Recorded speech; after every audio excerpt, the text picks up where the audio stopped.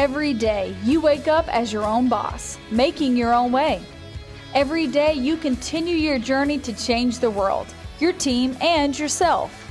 Every day, you encourage, congratulate, celebrate, and reach toward your goal of being the best and providing the best. The Build Your Best Business Show is for you. The real stories of building a business from other owners and founders along the journey. Find the support and advice you need to successfully start, grow, manage, and exit your business. What are you going to do today to build your best business?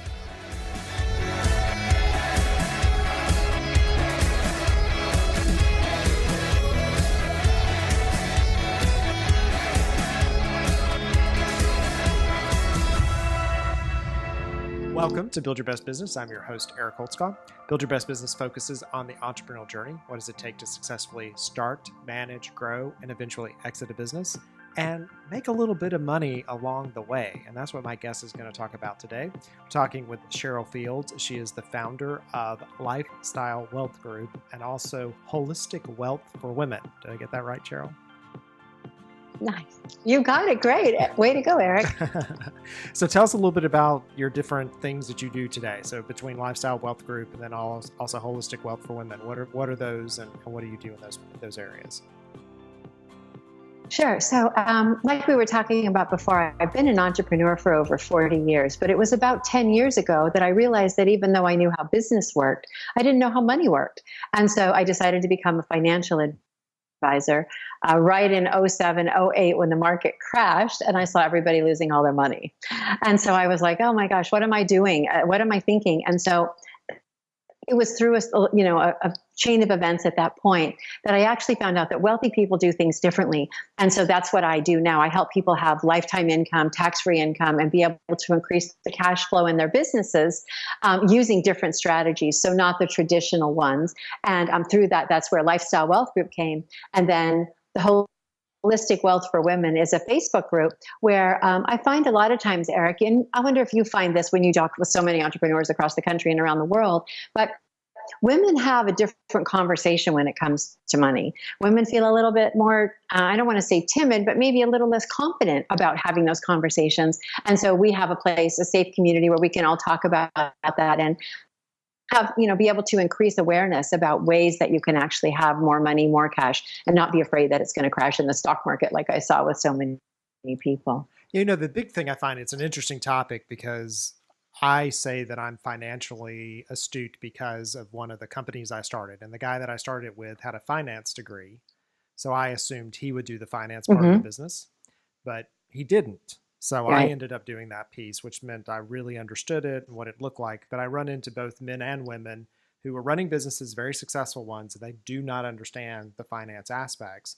The difference is women are more likely to admit it, and men are more likely to just fake it. They continue to fake it. They don't want to say, oh, I don't know that, right? Like I have to get them in like these deep, dark, private places and go, you really don't understand this, do you?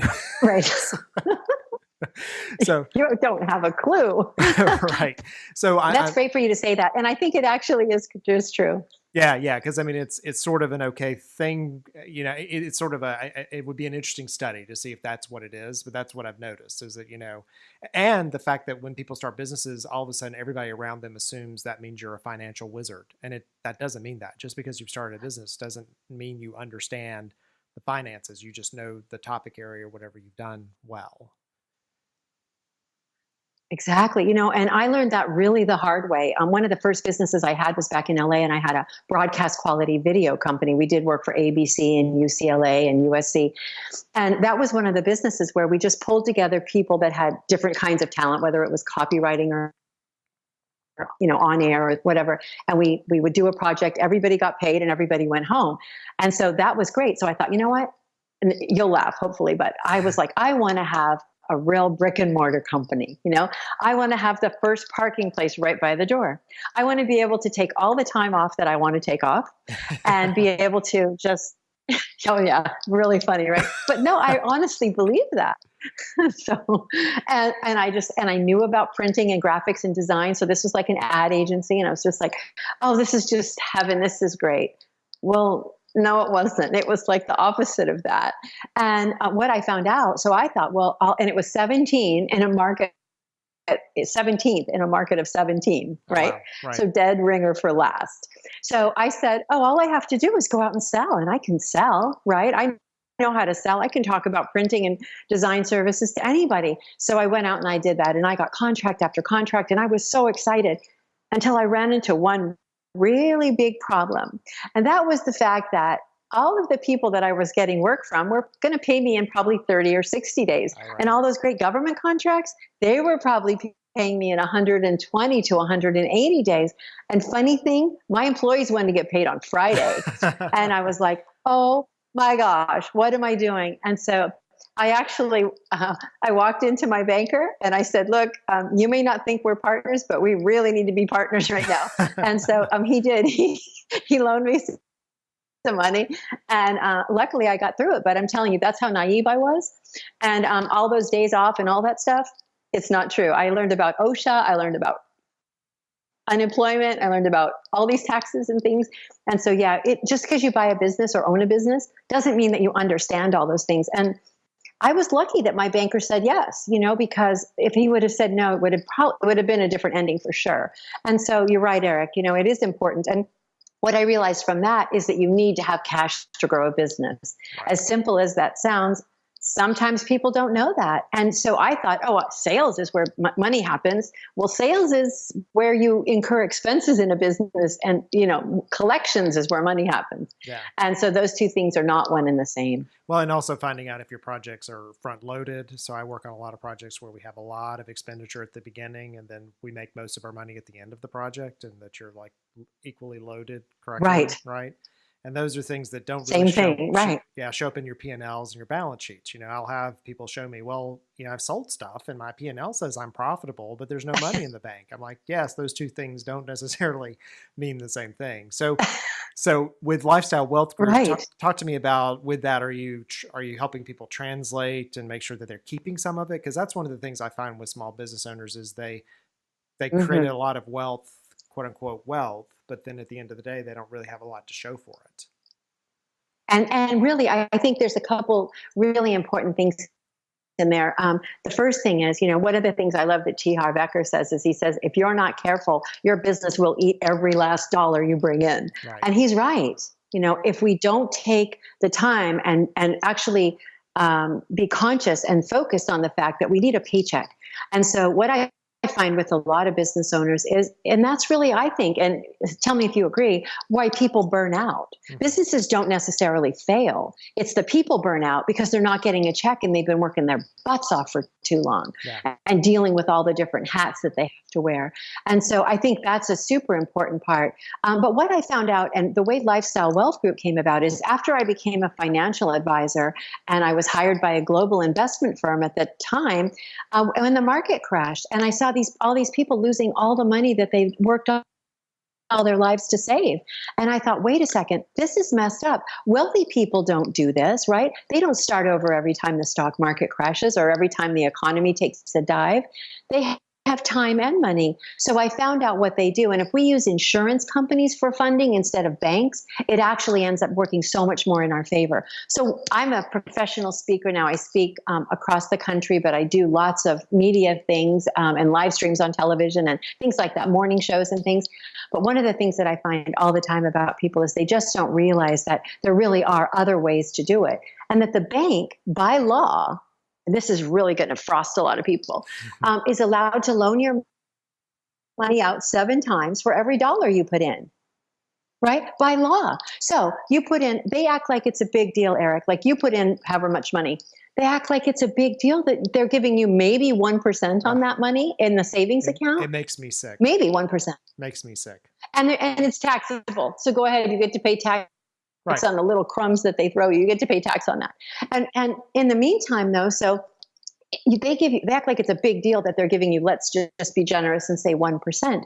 But in the meantime, by law, they're able to loan that money out. So they're able to loan it to somebody for a house at 3%, somebody for a car at 5%, somebody for maybe new business technology at 10%, somebody for maybe a cruise or a vacation or something at 12% and 3 or 4 credit cards at 20%, the bank is making 100% on the money that they're acting like it's a big deal that they're giving you 1 measly percent on. Right. And I said, what is going on with this? This is nuts, right? And so I thought, okay, so, and then what I really do, and I talk to people about this from stage all the time. So I look and I say, isn't that all the stuff you wanted anyway? A house, a car, some doing business technology, maybe a trip once in a while and a couple credit cards? Why not recover and recoup all that interest money and bring that back into your wealth? And so that's what we show people. And the IRS tax code, while it lets people defer taxes, like in IRAs and 401ks, the IRS tax code also lets you use insurance companies to grow your wealth and have it be liquid and tax-free. And it's just a fabulous resource for business owners who need that cash flow, like I found out the really, really hard way. Yeah, and that's a very interesting, and I want to talk a little bit about one thing you talked about first, and then when we come back for the next segment, I want to touch into this insurance company concept. Okay. But the concept of sticks and carrots, right? So you're either doing something because you have to, or you're doing something because you want to. And people start businesses because they want to, but then when there's no payoff, like they can never go on vacation, they don't have the money they need to buy things, that's the burnout. There's just not the return, right? So you have to be very careful about how you craft that so you don't end up hating your business, like having built yourself a job at the end of the day. Exactly. Yeah. Right. Or a JAIL that you can't get out of, right? Well, in my mind, those two might be the same. So hand in hand. Me too. Yeah. I'll give you a high five. Give me a high five on that one. Right. Virtual high five. So tell me how do you help people recognize that within their business? What do you do with them to understand, to come to that realization? Because I have these conversations a lot. And I'm just curious about what your techniques are of, look, you need to understand your business at a much more fundamental level. Well, I actually have in my company, I have different people that serve in different roles and functions. And so we actually have accountants and people that help to convey those topics. We have, I have an attorney that I work with for, making sure that everything's set up so that they can properly, the money can flow and that their business is set up to best benefit the owner, because that's really what we want to do. And what I more focus on is creating the cash flow for people in the business while they have the business, and really helping people understand that as business owners, another thing that I found was a real, just a myth, I guess you want to say, is that, that we think that we're going to, even if we do make it, right, if we make it as one of the, 2 in 5 or whatever that make it past the 5-year or the 10-year mark, like you said, because we haven't either burned out or gone bankrupt or done whatever, or the market's changing. I mean, the market's changing so fast right now, Eric, as you know. I mean, it's hard to keep up even if you had a big fat checkbook, right? And so it's really important to stay competitive. It's really super important to make sure that you stay transparent so that you can be flexible and move as you need to within your company. That's becoming like what used to take 10 years now takes 10 minutes to change. Oh yeah, it's such a different market than we were in. What I encourage people to do is to think about. It is. It's totally different. And it's changing exponentially all the time, every day. In a lot of the, so one thing I was just going to say, and then I'll tell you something else, was that, what I focus on more is about the fact that we think that if we do make it past those thresholds, and then we do have, these thriving businesses, is it really going to be what we're going to position ourselves to be able to sell? Or how do we ever retire? Are we just married now? And, it's just like, glued to the hip. And so a lot of people don't think about that. Do they really have a business valuation? I mean, is it something they can sell, right? Yeah. Or is it just, are they creating their own JOB? Right. And paying themselves right. Yeah. So I'm going to go to a first commercial break. And when we get back, I want to talk about that. I want to talk about, how business owners, quote unquote, save for retirement or have a way that they can eventually get out of the business and do something else. And some of the tips and techniques you have around that. And then also this kind of concept of the insurance companies versus the banks. That's a new thing that I haven't had anyone on who's talked about yet. So that'll be an interesting topic to discuss. So we're talking with Cheryl Fields. She is founder of Lifestyle Wealth Group and also Holistic Wealth for Women. You're listening to Build Your Best Business with Eric Holtzclaw, and we'll be back in just a minute. Congratulations, you're your own boss. Now comes the hard part. It's not just about starting a business, it's about successfully managing and growing that business to an eventual exit. And along that entrepreneurial journey, you're going to run into questions and problems that you need quick answers to. Things like, do you need a business plan? How do you read a balance sheet? How do you talk to an investor? When do you bring on a founder? Or what if you're having problems with your partner? These are the types of things that you run into as you're trying to grow that business to the next level, and they may not be the things you want to share in public with other people.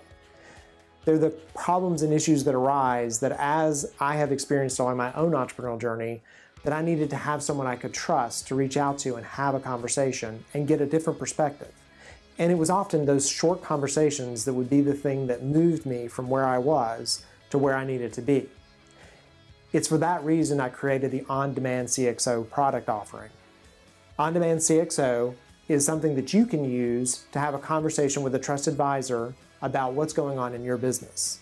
We do a 1-hour phone call to talk about your business, talk about your objectives, and understand what it's going to take to move you from where you are today to where you want to be tomorrow. From there, you have ongoing access to a Slack channel to ask me questions in private about what's going on in your business so that I can provide some advice or connections to my network to individuals who can help you solve against that problem. You will also have access to my Facebook page, which is full of other entrepreneurs who are along the same journey, to have more broad conversations, things that you trust and would talk about in a networking event. But when you need to go and have that conversation with a trusted advisor, you will have the ability to have a conversation with me in a place that's safe, completely anonymous, and unbiased. I want to see you succeed and build your very best business.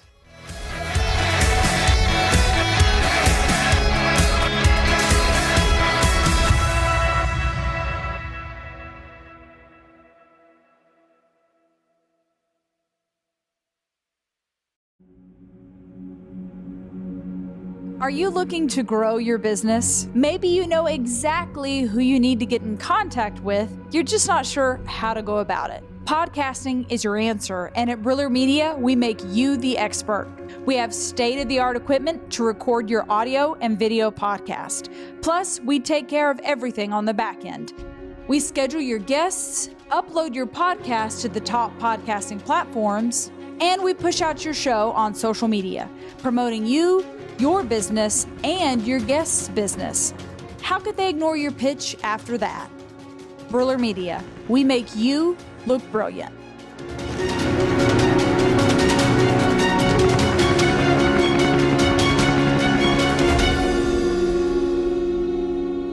Sometimes, life gives you crazy ideas.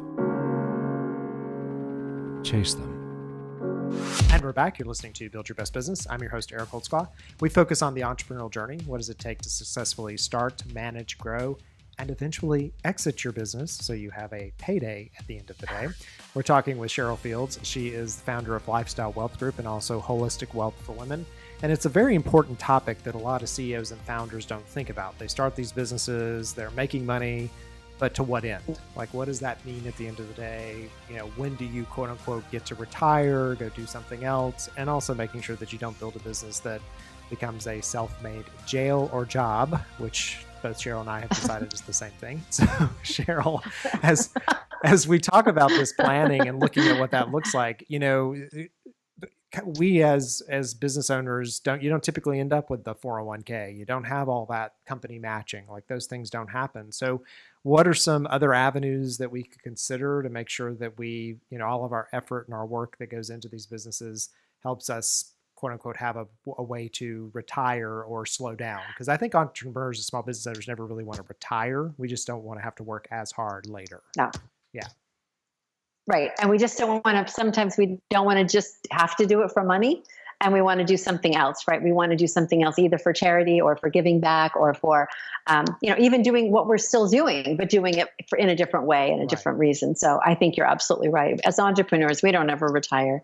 I can't think of what that would be, you know? No, I think I'd be very bored. No. Oh, I know. I know. And you'll probably drive your wife crazy, by the way. She hasn't probably said that, but I'm sure I hear that all the time from wives. Yeah. They're like, please don't let my husband retire. So a couple things I want to say as a precursor to that. There was an article in January 3rd. So I find a lot of business owners feel like they've kind of missed the boat with the 401k. Mm-hmm. And what I want to say to them and you and everybody else is you haven't, because the 401k is not working in America. Now, that comes as a shock to a lot of people. And they're like, but that's all we've ever been told to do. And I say, I know. That's been the whole thing that pushed me forward in the last 10 years of my business. And it's actually something that on the Wall Street Journal, January 3rd of this year, the front page, they talked about the early proponent of the 401k, Stuart Whitehouse, actually said it was never meant to be a retirement vehicle for baby boom, for American families and American workers. And how do we know that? How do we know that he's right? Because baby boomers are retiring right now with way less money than what they need in retirement. The average amount is around $60,000, Eric, and that's $800 a year. No. I mean, and so the problem is that we get to 59 and a half. And go ahead. Yeah. Yeah. I want to ask. So I think I remember the article, but I don't remember reading what he said the 401k was for. Did he say what it was really meant to do if it was not supposed to be a retirement vehicle? Well, what he said was that it was never meant to replace the corporate pensions. Oh, got it. And so my company, Lifestyle Pension, we do a lifestyle, because we believe in lifestyle, right? We don't believe that you should be saving all your money for that day and try to buy back your freedom at some point in your life. We feel like you should be living your life to the most every day and still have money to spend in retirement. It doesn't have to be either or. But what he said in that article, and I'm glad to send it to you too if you haven't, if you need a copy, but what he said in that article was that he really lamented and that it was not socially responsible, and that that the Wall Street banks got a hold of it and they oversold it. And what he actually said too, he said that they tried to kill it in the Reagan years, but Wall Street had a hold of it and they couldn't stop the money machine. And I was like, what? Wow. You mean we've been lied to for 30 years? Yeah. Well, I mean, are we surprised? I mean, come on, really? Are we surprised though? No. No, we're not. But I was, as a person who's been speaking about this for years, and now I have this article. I swear I take it with me everywhere. I'm going to have it gold bronze because I'm saying, see, even the guy that started it is telling you what I've been telling you for the last 10 years. It doesn't work. So with that said, I always tell business owners, you haven't missed the boat. You haven't missed out, because that doesn't work. So if you haven't done it, get rid of the guilt, get rid of the shame, and just forget it. It doesn't matter, because what you can do now is so much better and so much more important than what you could have done by thinking you were doing this and getting to 59 and a half and finding out you were wrong and you're screwed. Well, right? I am sitting on the edge of my seat. What could I do differently? Okay. So what we found out is if we use insurance companies, right, what we can actually do is a couple of things. We can pay our tax now because we can't get away from paying the tax, okay? Because the government's going to want their money. Yeah, but if we pay it now, told my daughter last night there were only two sure things: death and taxes. Yes, but here's what I say, Eric. Here's my tagline. I always say, so there's two things for sure: death and taxes. But what if I could help you with one of them? All right, that's good. I like it. People are like, I could live forever. I'm like, no, I can help you with taxes. Anyway, So the thing is, if we pay our tax now, here's the thing: the IRS, financial advisors, and the banks are hoping that you put money in tax-deferred accounts so that you pay the tax later. So hopefully that money grows. And what I say to people is, would you rather pay tax on the seed or tax on the harvest? Right. Tax on the seed. Right. Every day of the week. And so, yep. Yeah, right. Exactly. Tax on the seed. So it's kind of like it's a change in thinking, because we've been told, and it's been drilled into us for 30 years, oh, do it this way. But it's the IRS tax code 401k that tells us we can pay the tax later. And it's IRS tax code 7702 that says we can pay the tax now, and that money can grow for us the rest of our life tax-free. Now, I am a specialist. I work with a lot of different insurance companies. So in my business, what I do is I help people get aligned with the right company, and we structure the contracts so that they're most beneficial to whatever the individual person needs. So it might be early upfront cash. It might be more cash later. It might be a combination or a balance of all of those. But here's the reality. with the rate that they're paying right now, the dividend right now is a 6.34% tax-free dividend. So your money's doubling every 12 years. You know the rule of 72s, right? So, I mean, and where do you get that tax-free? Using the IRS tax code. So in the meantime, the way these are structured is you have a large portion of that money that's actually liquid inside of those accounts. So instead of going to the bank to borrow for all that stuff, which is like over 100%, right? We're saying use your own money and borrow it out, which is how some of these, and there's only 3 or 4 companies that specialize in this, but if we do it that way, we can borrow that money out, pay ourselves back. So it works great for business owners to be able to get over those cash flow ups and downs and those crazy times, that go like this, this. Yeah. And then, so then fast forward, you get ready to sell your business. Now what? Well, you can actually use the cash inside there to either finance a new owner, right? If you get somebody that comes and wants to buy your business, usually they say the 2 greatest days in business are the day that you buy your business and the day you sell it. And I can definitely relate to that from my printing company days. I sold my business 4 years later. It felt like 40 years, but 4 years later at the number 2 spot. Oh, wow. But I felt like I had been through the ringer. So you took it from number 17 to number 2? If I would have 2 in 4 years. Wow. Very nice. That was not easy. Very nice. That was not easy. And so my parking space right next to the door and all those vacations I was going to take and stuff, the only thing I had was the parking space next to the door. The rest of it was all a mirage. It was never true. It was never true. So, but anyway, it can't, but I just realized at that point, okay, what is it? How do wealthy people do that? How do they weather the economic ups and downs, the stock ups and downs, the business ups and downs, the cycles and all that? And this is what happens. So it's been around for 100 years. These companies that I use have been paying dividends for at least 100 years. So if you think about that, that's like through World War I and II and the Depression and all that stuff and all the ups and downs. So we need security. As business owners, it's great to have one thing in our life that isn't a moving target. Right. That's how I felt. Right. Well, and also one thing that you're watching that is an indicator of your success. Because often the companies that I'm going into, I've got a consulting organization called Laddering Works, and we go in and help clients when they're stuck, right? When they're stalled. And the conversation I have with them often is I don't know why I'm doing this anymore. Right? They don't have the markers to tell them that they're being successful. Right. So if they've done, and they're not doing a good job of putting something aside for themselves, or they can say, oh, I see this filling up. I know this is for me and it's for later. So I could see that being a way to help that mental kind of ability. So yeah. Exactly. And what you do is so important, because when I was going through those tough times at my printing company, it was always my accountant who kept saying, no, you're getting ahead. You might not think so, but you are getting ahead. Yeah. And I would be like, okay, whatever you say, I'm just going to go do what I'm doing. But it is great to have a third party like you who understands. Yes, back into the tunnel.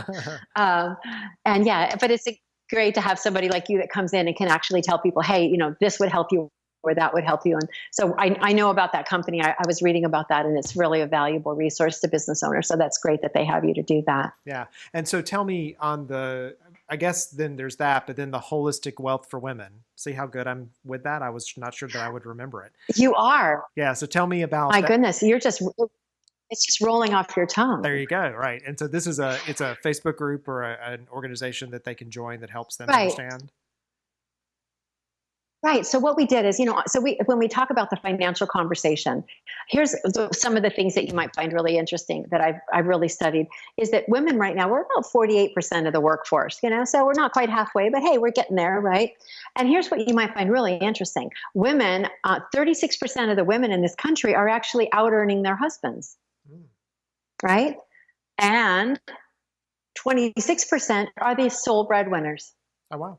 So as I look back, yeah, right. So as I looked back and I think about my 40 years as an entrepreneur, and I think about, like what would have made things easier.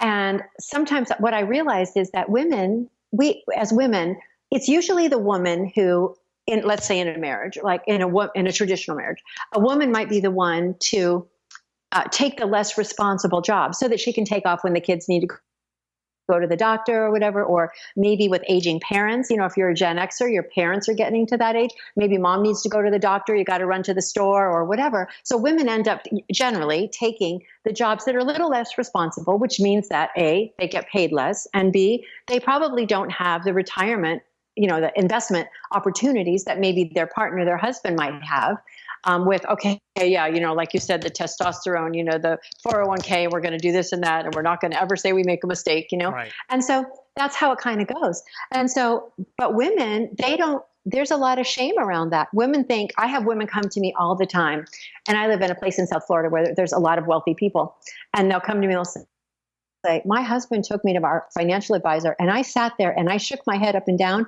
I have no idea what they talked about for an hour. What? And they bring me their husband's portfolio. What does this mean? Right. What does it say? What does it mean? And so women are very, self-conscious about that. And so what I found was that women will generally, if they get a few bucks ahead, they're going to kind of stick it in the cookie jar in case Johnny needs, new cleats, or, Susie wants to have a costume at the dance or whatever.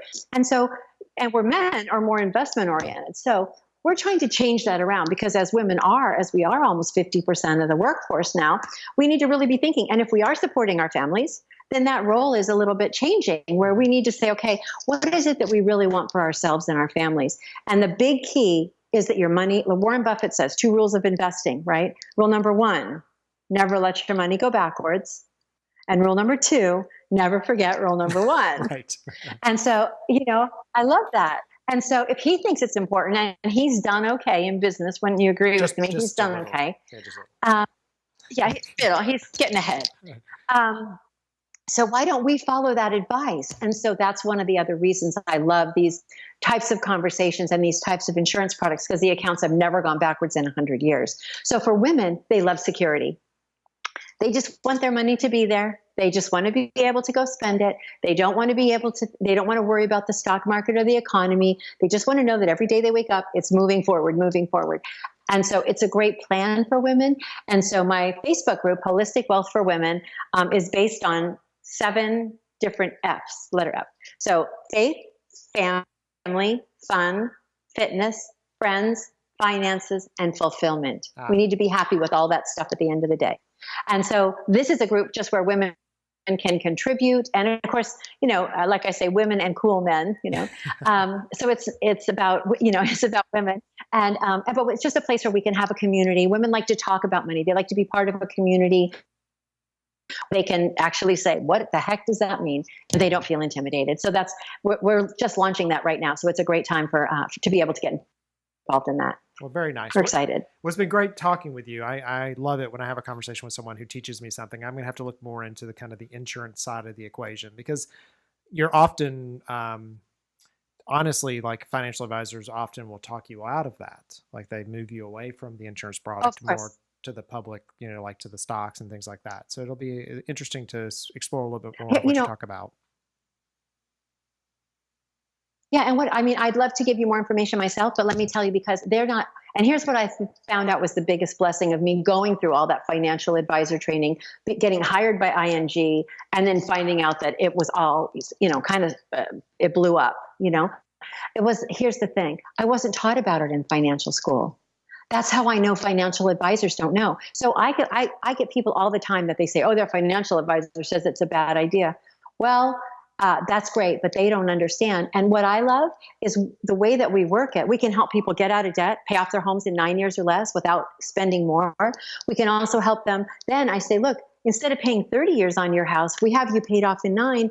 You were going to pay for 20 more years anyways. Pay those payments to yourself, and you're looking at $300,000 or $400,000 or $500,000 over that period of time when it compounds. And we use Einstein's 8th wonder of the world, uninterrupted compounding. Financial advisors don't know about this, and they'll never talk with you really about debt.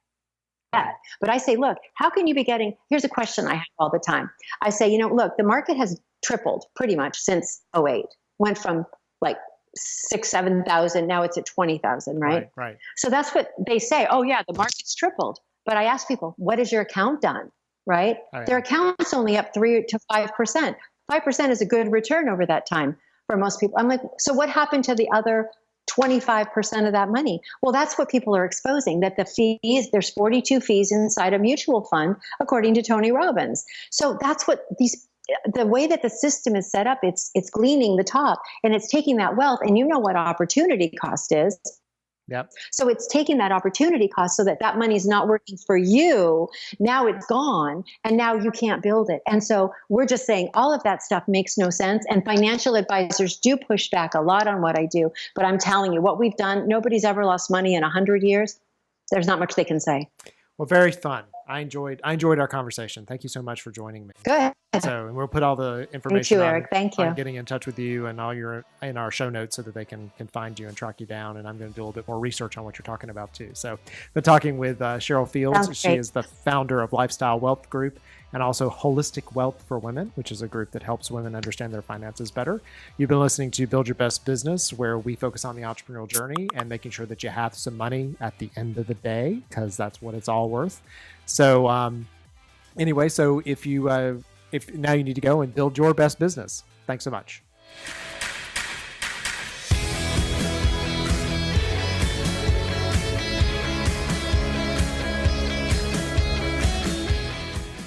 Every day, you wake up as your own boss, making your own way. Every day, you continue your journey to change the world, your team, and yourself. Every day, you encourage, congratulate, celebrate, and reach toward your goal of being the best and providing the best. The Build Your Best Business Show is for you. The real stories of building a business from other owners and founders along the journey. Find the support and advice you need to successfully start, grow, manage, and exit your business. What are you going to do today to build your best business?